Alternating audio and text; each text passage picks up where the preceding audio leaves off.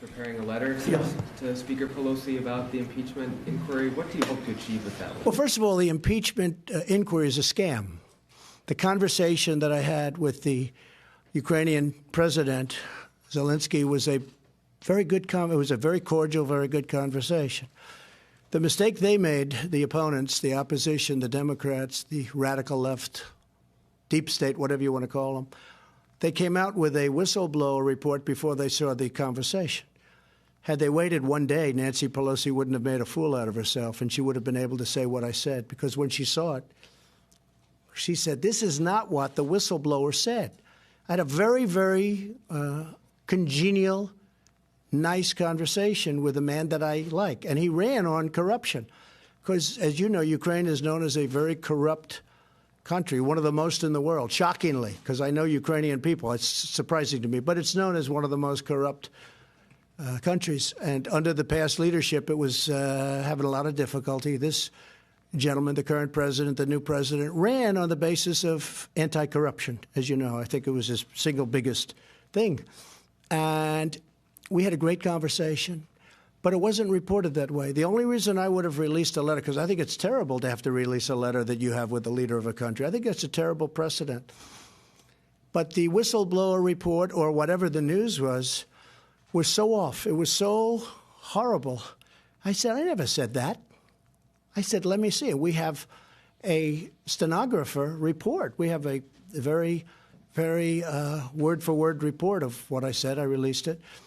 And almost everybody that read it said it's either perfect or really very good. But it's a very normal, nice conversation. And when you see that the president of Ukraine, President Zelensky, said there was no pressure put on me whatsoever. His spokesman came out 2 days ago, said there was absolutely no pressure put on the president. I didn't tell him to say that. There was no pressure put on. All you have to do is read the report. The problem is I released it a day after they had already made their big statements. And again, it's a big scam. And I think Adam Schiff should be investigated for what he did. He took to the great chamber, Congress, and he made a speech. And his speech was a fraud. Everything he said was a fraud. He went out as though I wrote it. He defrauded the American people. He defrauded Congress. He defrauded himself and his family. He made a speech as a horrible speech. I said, what is this? What's going on here?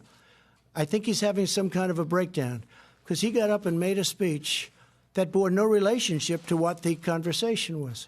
And I'll tell you, a lot of people heard that speech, and a lot of people thought that's what I said because they heard his speech, because they're not going to read a 3 or 4 page conversation. They don't have access to it.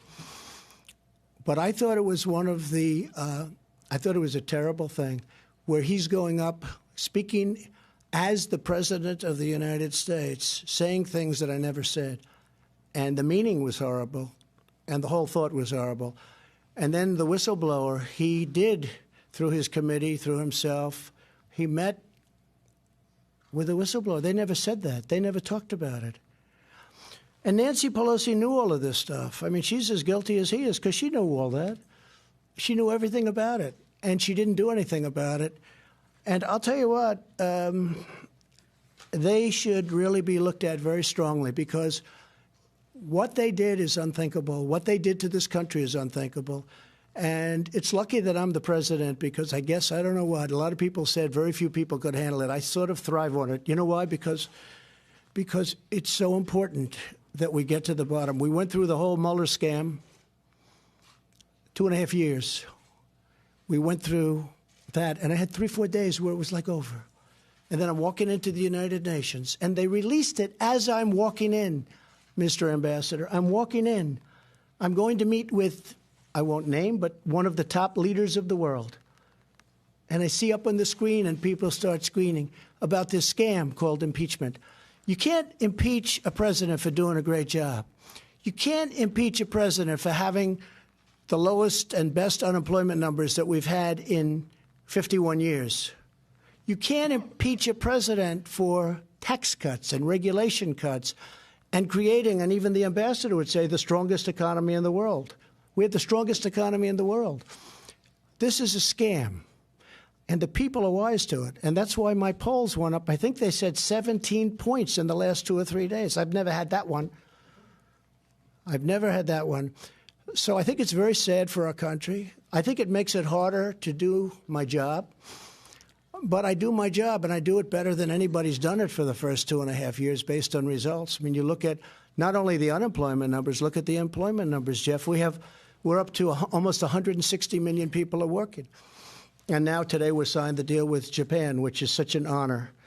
And you have a great country, a great, great country. And to have you partake in our agricultural product and digital is a real honor for me. So thank you very much for coming all this distance and to be here. And I look forward to seeing you for many years to come. Please, again, wish Prime Minister Abe a happy birthday. He's a very special man.